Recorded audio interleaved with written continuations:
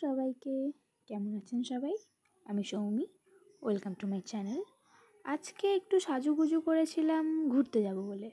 একা না, সঙ্গে ছিল আমার বান্ধবী অনুষ্কা।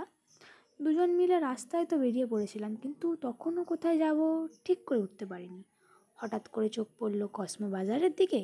ভাবলাম পুজো তো প্রায় এসেই গেল, তাহলে টুকিটাকি শপিং করলে মন্দ হয় না। যেই ভাবা সেই কাজ। মলে আসতে না আসতেই দেখি উনি অলরেডি একটা ড্রেস পছন্দও করে নিয়েছেন। আর এই দিকে যে আমরা এত সাজুগুজু করে এলাম, ছবি তুলবো না সেটা কি হয়? যাই হোক, শপিং কমপ্লিট করে আমরা চলে গেছিলাম বাইরে ফুচকা খেতে, যেটা ছাড়া হয়তো আমাদের আজকে বেরোনোটাই অসম্পূর্ণ রয়ে যেত।